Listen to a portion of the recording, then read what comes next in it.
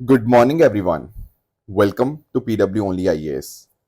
दोस्तों, बात करें अगर हम आज के द हिंदू फ्रंट पेज की, तो यहाँ पर आप नोटिस कर पाओगे कि पिछले दिनों के अंदर जब आरसीबी ने आईपीएल का कप जीता, उसके बाद जब वो नेक्स्ट डे सेलिब्रेशन कर रहे थे, उस समय बहुत बड़े लेवल के ऊपर एक भगदड़ देखने को मिली। इस भगदड़ के अंदर टोटल 11 लोगों की डेथ एंड साथ ही साथ 56 लोगों के इंजर होने की खबर हमें सामने आती हुई देखने को मिली। अब यहाँ पे ये बहुत ही दुखद घटना थी। एंड इसके बाद क्या हुआ, जो कर्नाटका के चीफ मिनिस्टर हैं, उन्होंने जितने भी पुलिस ऑफिशियल्स थे जो उस जुरिडिक्शन के लिए रिस्पॉन्सिबल थे, उनको यहाँ पे सस्पेंड कर दिया गया है। साथ ही साथ चीफ मिनिस्टर के द्वारा वन मैन कमीशन बनाया गया है, जिसको हेड करेंगे फॉर्मर कर्नाटका हाई कोर्ट जज माइकल डी कुना, राइट। एंड उनको जिम्मेदारी दी है इसको प्रोब करने की, ताकि पता लग पाए कि कौन दरअसल में लोग थे जो यहाँ पे इसके पीछे रिस्पॉन्सिबल थे। इसके साथ ही साथ जो एफआईआर फाइल हुई है ना, उस एफआईआर फाइल के अंदर आरसीबी फ्रेंचाइजी का नाम है, आपकी जो इवेंट मैनेजमेंट कंपनी है उसका नाम है, स्टेट क्रिकेट एसोसिएशन का नाम आपको देखने को मिल जाएगा। इवन हाई कोर्ट ने भी ना 9 सवाल यहाँ पे पोस्ट किए हैं टू द गवर्नमेंट इस स्टैम्पीड के रिगार्डिंग। तो देखो, ऐसी घटनाएं होती हैं, बहुत ही दुखद घटनाएं हैं ये सारी की सारी। एंड इट इज़ इम्पॉर्टेंट कि अगर कोई सेलिब्रेशन हो भी रहा है तो वो प्रॉपर ढंग से हो। इस तरह की स्टैम्पीड जैसी सिचुएशंस के माध्यम से लोगों की डेथ नहीं जानी चाहिए। ये बहुत बहुत इंपॉर्टेंट यहाँ पे बन जाता है। दोस्तों, डेट है आज की 6 जून 2025 एंड आप सभी का स्वागत है आज के प्रीलिम बूस्टर न्यूज़ डिस्कशन में। स्टार्ट करने से पहले मैं आपको बता दूं कि हमारे जो प्रतिज्ञा दिवस के ऑफर्स हैं वो यहाँ पे डेफिनेटली चल रहे हैं। एंड आप इन ऑफर्स का डेफिनेटली अच्छे से इस्तेमाल कर सकते हैं। जैसे जो बच्चे हमारे साथ प्रारंभ में जुड़ना चाहते हैं, जो हमारा 2+1 ईयर कोर्स है, वहाँ पर आप अपने फेज्ड मैनर के अंदर तैयारी कर सकते हैं। खासकर जो कॉलेज जाने वाले बच्चे हैं, वो अपनी कॉलेज की पढ़ाई के साथ साथ यूपीएससी की तैयारी अच्छे से कर पाएंगे इस प्रारंभ बैच के माध्यम से। इसके साथ ही साथ जो 2026 की तैयारी कर रहे हैं, उनके लिए हमारा प्रहार और टाइटन बैच है। 2027 के कैंडिडेट्स के लिए हमारे पास संकल्प एंड पिनिकल बैच आपको देखने को मिल जाएगा। इसके अलावा अगर आप लेट्स से इस साल मेंस लिखना चाह रहे हैं, तो हमारा प्रोग्राम सृजन मेंस 2025 है, जिसमें प्रॉपर आपको मॉडुलर कोर्सेज, आपकी टेस्ट सीरीज, मेंटरशिप देखने को मिल जाएगी। उसी तरह से 2026 के कैंडिडेट्स के लिए प्रीलिम्स प्लस मेंस सृजन प्रोग्राम आपको देखने को मिल जाएगा। लास्टली अगर मैं बात करूं, हमारे अगर आप ऑफलाइन फाउंडेशन कोर्सेज में पढ़ना चाहते हैं हमारे अलग अलग सेंटर्स के ऊपर, तो वहां पर भी आपको अप टू 50% ऑफ देखने को मिल जाएगा। इन सब के जो लिंक्स हैं मैंने नीचे डिस्क्रिप्शन के अंदर दे दिए हैं, वहां पर जाकर आप इनके अंदर एनरोल कर सकते हैं। चलिए स्टार्ट करते हैं। पहला जो टॉपिक हमें डिस्कस करना है वो है 2 new Ramsar sites in Rajasthan. देखो, अभी पता क्या था, भारत में 89 रामसर साइट्स थी, अब 2 नई रामसर साइट्स और जुड़ गई हैं। अब 91 रामसर साइट्स भारत में हो चुकी हैं। दरअसल में क्या हुआ था, 1971 के अंदर आपकी ईरान में एक शहर है रामसर के नाम से, वहां पर एक ट्रीटी साइन हुई थी जिसको लॉन्च किया था यूनेस्को के द्वारा। तो जो भी साइट होती है ना रामसर साइट, वो दरअसल में एक वेटलैंड होता है जो डेफिनेटली बहुत बहुत ज्यादा इंपॉर्टेंट होता है। एंड उसी को रिकॉग्नाइज किया जाता है इस कन्वेंशन के अंतर्गत, जिसको हम लोग कन्वेंशन ऑन वेटलैंड के नाम से भी जानते हैं। तो अभी क्या हुआ है, राजस्थान के अंदर 2 वेटलैंड्स जिनका नाम है खिचान इन फ्लौदी एंड मिनार इन उदयपुर, ये 2 लोकेशंस जो हैं, इनको यहाँ पर रामसर साइट में ऐड ऑन कर दिया गया है। जैसे अगर मैं बात करूँ ना, ये लोकेशन है आपकी खिचान इन फलौदी, ठीक है ना। ये आप नोटिस कर पाओगे, जोधपुर से थोड़ा सा दूर आपको देखने को मिल जाएगा। जोधपुर जैसलमेर के यहाँ पे बीच में आपको ये लोकेशन देखने को मिल जाएगी। इसके अलावा जो दूसरी लोकेशन है वो है मिनार, जो कि आपको उदयपुर के पास में देखने को मिल जाएगी। ये मिनार अपने आप में ना जो जगह है, ये बहुत ही एक पॉपुलर टूरिस्ट स्पॉट भी है। एंड साथ ही साथ ये बर्ड के कंजर्वेशन के लिए भी बहुत इंपॉर्टेंट बन जाती है। तो थोड़ा सा इन वेटलैंड्स को अंडरस्टैंड करने की कोशिश करते हैं। बाकी आप लोग जानते ही होंगे आपके रामसर साइट्स के बारे में, जैसे सुंदरबंस जो है ना, वो भारत के अंदर सबसे बड़ी लार्जेस्ट रामसर साइट देखने को मिलेगी। इंडिया में जो पहली 2 रामसर साइट्स थी वो थी Chilika lake in Odisha and Keoladeo national park Rajasthan के अंदर। एंड अब टोटल 91 हो चुकी हैं। जो पहली रामसर साइट अभी ऐड की गई है दैट इज खिचान इन फलौदी, ये यहाँ पे आपके थार डेजर्ट राजस्थान में आपको लोकेटेड देखने को मिल जाएगी। एंड इसमें रात्रि नदी एंड आपका विजय सागर तालाब लोकेटेड है। साथ ही साथ जो दूसरी साइट है मिनार इन उदयपुर, ये एक फ्रेश वाटर वेटलैंड है जिसको फॉर्म किया गया है बाय द ब्रह्म तालाब, धान तालाब एंड खिरौदा तालाब। इसको बर्ड विलेज, जो मीनार है ना, इसको बर्ड विलेज के नाम से भी बोला जाता है, क्योंकि यहाँ पर ना ये जो बर्ड्स वगैरह हैं, इनको प्रोटेक्ट करने के अंदर वहाँ के लोकल लोग बहुत बहुत इंपॉर्टेंट रोल प्ले करते हैं। इसके अलावा जब मैं बात करता हूँ ना वल्चर्स की, आप जानते होंगे पिछले कई सालों के अंदर वल्चर्स की जो पॉपुलेशन है बहुत तेज़ी से कम हुई है। हमने पास्ट में भी डिस्कस किया है किस तरह से जो डाइक्लोफेनाक है उसके इस्तेमाल की वजह से वल्चर्स की पॉपुलेशन बहुत बड़े लेवल पे डिक्लाइन हुई। तो जो व्हाइट रम्ड वल्चर है और लॉन्ग बिल्ड वल्चर है जो कि अपने आप में क्रिटिकली एंडेंजर्ड स्पीशीज देखने को मिल जाएंगी, वो भी स्पीशीज यहाँ पे इन वेटलैंड्स में आती हैं। तो that is why these wetlands are very very important and Ramsar sites के अंदर इनका जुड़ना डेफिनेटली काफ़ी अच्छी बात है। नेक्स्ट चलते हैं अगले टॉपिक की तरफ। Tiger decline in eastern states are rising conservation concern. देखो अगर मैं बात करूँ ना टाइगर की पॉपुलेशन की रिगार्डिंग, तो आप लोग जानते होंगे ना कि 2006 में ना हमारी जो टाइगर पॉपुलेशन थी वो सबसे कम थी। लगभग 1411 टाइगर्स भारत में बचे हुए थे 2006 के समय के ऊपर। बट धीरे धीरे हमने बहुत ज़्यादा मेहनत करी, हमने कंजर्व करने की कोशिश करी एंड 2023 तक हमारे पास ये नंबर्स 3600 को क्रॉस यहाँ पे कर चुका है। तो हमने बहुत अच्छा काम किया है टाइगर को कंजर्व करने के लिए। पर अगर मैं आपसे पूछूं कि आप पूरे के पूरे भारत में अच्छा काम हुआ है, द आंसर इज नो। काफी स्टेट्स ने अच्छा काम किया, इसमें कोई डाउट की बात नहीं है। पर कुछ स्टेट जैसे आपका ईस्टर्न स्टेट्स में आपका तेलंगाना, छत्तीसगढ़, झारखंड, उड़ीसा, इन स्टेट्स के अंदर जो टाइगर की पॉपुलेशन है वो हमें कम होती हुई देखने को मिली है। अब यहाँ पे एक स्टडी हुई, उस स्टडी ने भी यहाँ पे यही सेम बातें यहाँ पे हमें बताने की कोशिश करी है। जैसे फॉर एग्जाम्पल अगर मैं बात करता हूँ सिमलीपाल की, सिमलीपाल आपको यहाँ पे ओडिशा जो मयूरभंज डिस्ट्रिक्ट है ना वहां पर देखने को मिलेगा। उसके अलावा अगर मैं बात करूं आपके पलामू की जो कि आपके झारखंड के अंदर है, उसके अलावा अगर मैं बात करूं उदांती सीतानाथ जो है ना टाइगर रिजर्व, ये आपको छत्तीसगढ़ में देखने को मिल जाएगा।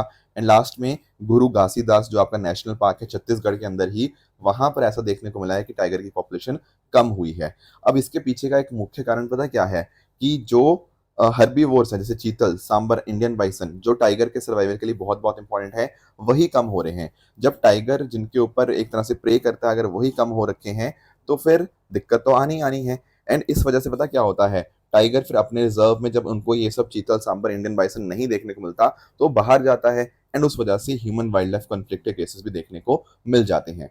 बाकी जो सारे मैंने डिस्ट्रिक्ट्स बात करें ना, ये काफ़ी गरीब डिस्ट्रिक्ट हैं।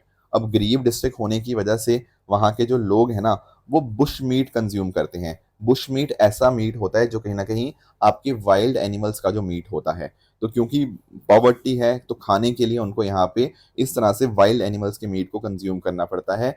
तो कई बार वो भी इस तरह से पॉपुलेशन को कम कर देते हैं। बाकी इसके short term and long term solution कुछ सोचे गए हैं। जैसे for example short term solution है on site breeding of prey species, जो मैंने आपको बताया ना, जो इनके इंडियन बाइसन हो गया, ठीक है ना, चीतल हो गया, सांबर हो गया, उनको यहाँ पे ब्रीडिंग करी जा रही है। पर वो अपने आप में प्रॉपर सोल्यूशन नहीं है क्योंकि इन हर्बीवोर्स के अंदर इतना सर्वाइवल इंस्टिंक्ट नहीं हो सकता कि वो अच्छे से सर्वाइव कर पाएं।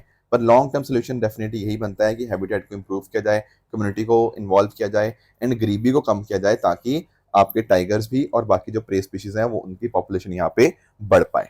ये जो स्टडी अभी करी गई थी ना, इसको करने के पीछे कौन रिस्पॉन्सिबल था? इसको स्टडी किया गया by wild life institute of India and साथ ही साथ एनटीसीए।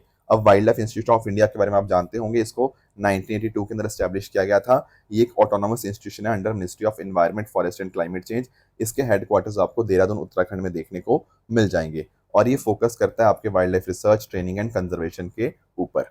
बाकी एनटीसीए की बात करें, ये एक स्टैट्यूटरी बॉडी है जिसको 2005 में बनाया गया था, है ना। इसको यहाँ पे स्टैट्यूटरी स्टेटस यहाँ मिला under the wild life protection act of 2006। ठीक है। एनटीसीए दरअसल में प्रोजेक्ट टाइगर को देखता है जिसको 1973 में लॉन्च किया गया था ताकि भारत में टाइगर की पॉपुलेशन हम बढ़ा पाएं। तो टाइगर मॉनिटरिंग के ऊपर फोकस करता है एंड साथ ही साथ wild life institute of India के साथ यहाँ पे कोलैबोरेट करता है ताकि प्रॉपर ढंग से यहाँ पे मैनेजमेंट हो पाए अपने टाइगर रिजर्व्स की। क्लियर। नेक्स्ट टॉपिक जो हमारे सामने है वो है आपका pre Harappan human settlement in Kutch. Kutch के बारे में आप सब लोग जानते होंगे, गुजरात में आपको कच्छ देखने को मिल जाएगा। अब यहाँ पर पता क्या हुआ, यहाँ पर हमें पता लगा है कि कच्छ में कुछ ऐसी हंटर गैदर कम्युनिटीज हुआ करती थी लगभग 9000 साल पहले। देखो आप नोटिस करते हो, हमें तो यही लगता है ना इंडस वैली सिविलाइजेशन जो हड़प्पन थे वो सबसे पहले थे, बट यहाँ पर जो हमारे सामने एक तरह से एविडेंस आया है वो ये दिखा रहा है कि उनसे 5000 साल पहले भी यहाँ पर कुछ हंटर गैदर कम्युनिटीज के होने की हमारे पास यहाँ पे स्टडी के थ्रू यहाँ पता लगा है। तो पहली बार ऐसा हुआ है, ठीक है ना। एंड कहीं ना कहीं अभी तक हमें जो लग रहा था कि कच्छ में जो एक तरह से अर्बनिज्म आया वो सिंध रीजन की वजह से आया, पर इस स्टडी से ये तो हम पता लगता है कि नहीं, यहाँ तो पहले से ही एक तरह से अर्बनिज्म था। बाकी इसके अलावा अगर हम बात करना जो यहाँ पर कच्छ में स्टडी हुई है उसमें जो सिमिलैरिटीज मिली हैं वो लास बेला जो रीजन आपको पाकिस्तान में देखने को मिलेगा, और जो मकरान रीजन है जो आपको पाकिस्तान और ईरान के साथ में, जो दोनों के अंदर आपका जो रीजन है इन द ओमान पेनिनसुला, उसके साथ काफी हद तक सिमिलरिटीज हमें देखने को मिली हैं। अब आपके दिमाग में आएगा सर इतना 9000 साल पहले यहाँ पे कुछ था, हमें 9000 साल का पता कैसे लगा कि इतने टाइम पहले था? देखो यहाँ पर ना अलग अलग तरह की स्टडीज हुई हैं, 3-4 स्टडीज के माध्यम से हमने इनका जो डेट है वो कंफर्म करने की कोशिश करी है। अब आप लोग जानते होंगे कि जब एक ऑर्गेनिज्म की डेथ होती है, राइट, उस समय वो क्या करता है, वो कार्बन को अब्सॉर्ब करना बंद कर देता है, एंड जो आपका कार्बन 14 होता है, C14, वो डिके करना स्टार्ट करता है इनटू द नाइट्रोजन। और ये जो स्पीड होती है ना कार्बन 14 के डिके करने की इनटू नाइट्रोजन, इसकी हमें रेट पता है, उसी को हम क्या बोलते हैं, उसी को बोलते हैं हाफ लाइफ। 5730 ईयर इसकी हाफ लाइफ होती है। अब हमें पता लग जाता है कि इस पर्टिकुलर हाफ लाइफ के माध्यम से कि कितना रिमेनिंग कार्बन 14 है, एंड उसके माध्यम से हम पता लगा पाएंगे कि वो ऑर्गेनिज्म की डेथ कैसे हुई। तो कार्बन 14 डेटिंग का यहाँ पे इस्तेमाल हुआ है डेट पता करने के लिए। उसके अलावा अगर हम बात करें एक्सेलरेटर मास स्पेक्ट्रोस्कोपी डेटिंग, इसका इस्तेमाल हुआ है जहां पर हम एंशियंट शेल्स के अंदर C14 आइसोटोप्स को हम यहाँ पे देखते हैं। इसके साथ ही साथ शेल मिडन एनालिसिस, या जिसको आप लोग शेल हीप्स या मिडन्स बोलते हैं ना, उनकी स्टडी करी गई। शेल हीप का मतलब क्या हुआ? देखो ये शेल्स होती हैं, आपकी बोन हो गया, आपकी पॉटरी, आपके स्टोन टूल्स, ये जो भी आपके एंशियंट ह्यूमन कंजम्पशन के आपके जो टूल्स होते हैं ना, उनको हमने यहाँ पे जब स्टडी किया, उससे भी सिमिलर डेट्स हमें यहाँ पे पता लगी, एंड उससे उनकी डाइट को रिकंस्ट्रक्ट करना, इन्वायरमेंट और बाकी सब चीज़ें देखी गई। इसके अलावा इन्वायरमेंट को भी, पास्ट क्लाइमेट को भी हमने यहाँ पे स्टडी करने की कोशिश करी, जिसमें हमने शेल केमिस्ट्री का इस्तेमाल किया। तो थोड़ा बहुत आइडिया मिला कि उससे कि हंटर गैदर कैसे मैनग्रोव इकोसिस्टम के साथ यहाँ पे एक तरह से अडेप्ट करते थे। तो ये सारी स्टडीज यहाँ पे अभी रिसेंटली यहाँ पे करी गई, एंड उससे हमें ये पता लगा है कि ये अर्लीस्ट एविडेंस है ह्यूमन सेटलमेंट का कच्छ के अंदर, even before the Harappan civilisation. And साथ ही साथ शेल मिडन साइट्स का पहला डॉक्यूमेंट हमें यहाँ पे देखने को मिल जाता है। ठीक है, क्योंकि हमने क्लाइमेट स्टडीज भी करी तो उनके इनसाइट्स भी मिलेंगे। एंड साथ ही साथ जो आपकी सिंध सेंट्रिक अर्बनाइजेशन थ्योरी थी, कि सिंध में आपका अर्बनाइजेशन हुआ, जिससे कहीं ना कहीं आपका पूरा का पूरा ये जो कच्छ वाला रीजन है यहाँ अर्बन सेटलमेंट आए, ये थ्योरी थोड़ी सी अब शायद गलत होगी, ऐसा यहाँ पर ये स्टडी ने यहाँ पे प्रूव करने की कोशिश करी है। राइट, तो ये है regarding pre Harappan human settlements in Kutch. Next आते हैं अगले टॉपिक पे, India and Norway to focus on green maritime technology. देखो इंडिया एंड नॉर्वे के बीच में बायलैटरल मीटिंग हुई during the North shipping 2025 Oslo के अंदर, एंड उसमें यहाँ पे ग्रीन मैरीटाइम टेक्नोलॉजीज की बात करी। अब इसका क्या मतलब ग्रीन मैरीटाइम टेक्नोलॉजीज? देखो मैरीटाइम आप सब लोग समझते हो, जैसे आपका शिपिंग हो गया, आपका पोर्ट सेक्टर हो गया, एंड उसके आगे मैंने वर्ड लगा दिया क्या, ग्रीन। तो दैट मीन्स व्हाट, हमें कहीं ना कहीं इन्वायरमेंट का भी ध्यान रखना है। इन्वायरमेंट का कैसे ध्यान में रखेंगे? जब कार्बन एमिशन कम होंगे, मैराइन पॉल्यूशन को हम यहाँ पे टैकल करेंगे, फ्यूल कंजम्पशन हम यहाँ पे प्रॉपर ढंग से यहाँ पे कर पाएंगे। एंड इसमें ना इनफैक्ट डिजिटल ट्विन टेक्नोलॉजी का भी इस्तेमाल किया जा रहा है। What is digital twin? देखो जैसे मान लो ये एक आपका प्लेन है, ठीक है, ये रियल वर्ल्ड एंटिटी है, इसका हमने ना एक वर्चुअल रिप्रेजेंटेशन क्रिएट कर दिया। ठीक है, एक रियल टाइम वर्चुअल रेप्लिका हमने एक फिजिकल एसेट का क्रिएट कर दिया। ये शिप का भी हम कर सकते हैं, हम एक पोर्ट का भी कर सकते हैं, इंजन सिस्टम का भी कर सकते हैं। एंड इन दोनों को, इस रियल वर्ल्ड को और इसके जो वर्चुअल रेप्लिका है, इसको हमने कनेक्ट कर दिया डेटा के माध्यम से, सेंसर्स के माध्यम से, अपने डेटा एनालिटिक्स और एआई के माध्यम से। अब कुछ भी चेंज यहाँ पे होगा तो ऑटोमेटिकली चेंज हमें यहाँ पर होता हुआ देखने को मिल जाएगा। तो हम पता क्या कर रहे हैं, शिप डिजाइन, पोर्ट ऑपरेशंस, उनके लिए डिजिटल ट्विन टेक्नोलॉजी का इस्तेमाल कर रहे हैं, ताकि हमारी जो फ्यूल एफिशिएंसी है वो बेहतर हो पाए। तो ये भी यहाँ पे किया जा रहा है। उसके अलावा हमारी जो मीटिंग थी उसमें हमने बात करी ग्रीन मैरीटाइम कोलैबोरेशन की, कि दोनों देश कैसे कोलैबोरेट करेंगे, जैसे ऑल्टरनेटिव फ्यूल्स के रिगार्डिंग, लो कार्बन लॉजिस्टिक्स हो गया, ठीक है, लॉजिस्टिक्स में भी हम यहाँ पे एनवायरनमेंट का ध्यान रखेंगे, एंड फेरी सिस्टम को इलेक्ट्रीफाई करने की, ताकि ग्रीन शिपिंग यहाँ पे हम टेक्नोलॉजी को और बेहतर कर पाएं। साथ ही साथ ना दोनों देशों ने एक बात अग्री करी कि हमें सस्टेनेबल शिप बिल्डिंग और रिसाइकलिंग में फोकस करना है। मैं आपको समझाता हूँ इसके पीछे का लॉजिक क्या है। देखो जब हम बात करते हैं नॉर्वे की, नॉर्वे जो है ना वो डिजाइन के अंदर बहुत अच्छा है, और इंडिया जो है हमारी यहाँ पे शिपयार्ड कैपेसिटी काफी अच्छी खासी है। जैसे फॉर एग्जांपल आप लोगों ने अलांग शिप रिसाइकलिंग यार्ड सुना होगा गुजरात के अंदर। तो जब नॉर्वे और इंडिया दोनों साथ में आएंगे उससे चीजें और बेहतर हो पाएंगी। बाकी ब्लू इकोनॉमी के ऊपर यहाँ पे फोकस किया गया, आपके सी फेरर की ट्रेनिंग, ठीक है ना, नॉर्वे को इन्वाइट किया गया ताकि वो पोलर नेविगेशन के अंदर, साइबर सिक्योरिटी, मैरीटाइम स्किल्स, इनके अंदर यहाँ पे ट्रेनिंग सपोर्ट कर पाए।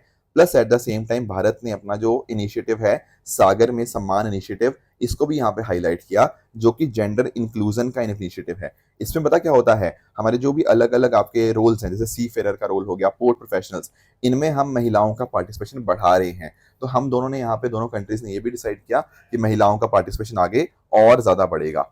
बाकी इसके अलावा हम बात करें तो भारत का एक प्रोग्राम है ग्रीन कोस्टल शिपिंग प्रोग्राम, ठीक है ना। तो ये भारत का ही लो एमिशन शिपिंग प्रोग्राम है, जिसके माध्यम से हम कार्बन फुटप्रिंट कम करना चाहते हैं, उसकी बात हुई। बाकी इसके अलावा नॉर्वे का ग्रीन वोयाज 2050 यहाँ पे इनिशिएटिव आपको देखने को मिल जाएगा, जो कि नॉर्वे लीड करता है in collaboration with International Maritime Organization, ठीक है। तो इसमें ना डेवलपिंग कंट्रीज की मदद करी जाती है कि कैसे वो धीरे धीरे लो कार्बन या जीरो कार्बन की तरफ यहाँ पे बढ़ सकते हैं। इसके अलावा ना एक और चीज डिस्कस हुई, वो थी नॉर्दर्न सी रूट। मैंने कई बार आप लोगों के साथ एनएसआर डिस्कशन में किया हुआ है। दरअसल में एक तो देखो यहाँ पे ना एक एग्जिस्टिंग रूट है, जो आपका स्टेट ऑफ मलक्का से होते होते सुएज कैनाल के माध्यम से यहाँ आपका रशिया और यूरोप तक यहाँ पे पहुंचता है। पर उसका एक ऑल्टरनेटिव रूट पता क्या है, ये आपका एनएसआर रूट, नॉर्दर्न सी रूट। अब देखो, क्योंकि आर्कटिक की आइस बहुत तेजी से पिघल रही है, उससे कहीं ना कहीं जो पूरा रीजन है ना, वो ज्यादा शिप्स के लिए नेविगेबल बनता जा रहा है। तो नॉर्दर्न सी रूट भी अपने आप में पॉइंट हो जाता है कि किस तरह से आपका जो रशिया का नॉर्दर्न कोस्ट है, फ्रॉम द कारा सी टिल द आपका बेरिंग स्टेट के होते होते यहाँ पे पूरा कनेक्ट यहाँ पे करेगा। तो एनएसआर भी अपने आप में यहाँ पे डिस्कस हुआ कि कैसे हम भारत भी इसमें रोल प्ले कर सकता है आने वाले समय के अंदर। क्लियर है ये बात। लास्ट हमारा जो टॉपिक है वो है कुल्सी रिवर के रिगार्डिंग। देखो, कुल्सी रिवर की जब मैं लोकेशन की बात करूँ ना, तो सबसे पहले तो आपको यहाँ पे असम एंड मेघालय में आ जाना चाहिए। बेसिकली आपके जो ब्रह्मपुत्र रिवर है ना, उसी की ही एक इंपॉर्टेंट ट्रिब्यूटरी आपको कुल्सी रिवर देखने को मिल जाएगी। अभी न्यूज में क्यों है, क्योंकि इस कुल्सी रिवर के ऊपर एक हाइड्रो पावर प्रोजेक्ट यहाँ पे सेटअप किया जा रहा है। तो उसमें क्या दिक्कत है, उसमें दिक्कत ये है कि जो कुल्सी रिवर है, ये एक गंगा रिवर डॉल्फिन हैबिटेट है। यहाँ पर आपको गंगा रिवर डॉल्फिन और इम्पोर्टेंट यहाँ पे जो अलग अलग एक्वाटिक बायोडाइवर्सिटी है वो देखने को मिल जाएगी। अगर यहाँ पे हाइड्रो पावर प्रोजेक्ट बनता है, उससे नुकसान पता क्या होगा, उससे नुकसान ये होगा कि रिवर का इकोसिस्टम यहाँ पे डिस्ट्रॉय होगा, आपकी डॉल्फिन को डिस्ट्रक्शन हो सकता है, क्योंकि पानी का फ्लो बिगड़ जाएगा। And plus at the same time जो कंस्ट्रक्शन होगा, उससे कहीं ना कहीं नॉइस पोल्यूशन भी होगा, तब भी उनको नुकसान है। तो फायदे भी हैं कि लोगों को पानी मिल पाएगा, एग्रीकल्चर के लिए, इरिगेशन के लिए, टूरिज्म के लिए बेहतर हो पाएगा।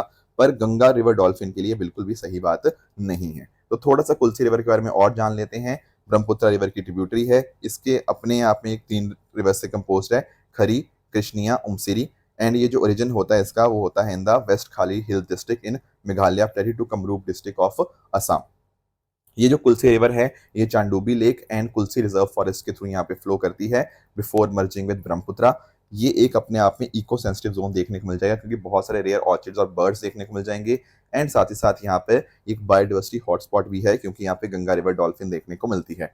तो गंगा रिवर डॉल्फिन के लिए पानी की डेप्थ चाहिए, रिवर की डेप्थ चाहिए मोर देन 2 मीटर सर्वाइवल के लिए। पर क्योंकि बहुत सारी सैंड माइनिंग हो रखी है, लीगल इंफ्रास्ट्रक्चर है, उससे कहीं ना कहीं पानी का लेवल ऑलरेडी कम हो चुका है। एंड अगर ये प्रोजेक्ट बनता है तो और ज्यादा समस्याएं देखने को मिलेंगी। राइट दोस्तों, तो ये थी हमारी आज की डिस्कशन। ये आपके सामने कुछ ट्रू एंड फॉल्स स्टेटमेंट्स हैं, इनको आप पढ़िएगा, बताइएगा इनमें से कौन सा सही है, कौन सा गलत है। एंड कल जो मैंने आपको होमवर्क दिया था, एक था IATA के regarding, international air transport association के रिगार्डिंग। इसके हेडक्वार्टर पेरिस के अंदर नहीं, बल्कि आपके मॉन्ट्रियल कनाडा के अंदर देखने को मिलेंगे, इसलिए स्टेटमेंट आपका इनकरेक्ट है। बाकी इंटरनेशनल इक्रिसैट जो था ना, बिल्कुल 1972 के अंदर स्टैब्लिश हुआ था, ये बिल्कुल ठीक है। दक्षिण की बात करें ना, तो इसकी मिनिस्ट्री ऑफ एजुकेशन नहीं, बल्कि मिनिस्ट्री ऑफ एक्सटर्नल अफेयर्स की नोडल मिनिस्ट्री है, इसलिए ये स्टेटमेंट आपका यहाँ पे इनकरेक्ट बन जाएगा। तो दोस्तों, ये थी हमारी आज की डिस्कशन। इसी तरह से आप सब लोग अपने एंड पे हार्डवर्क करते रहिए। Thank you so much for joining. All the very best.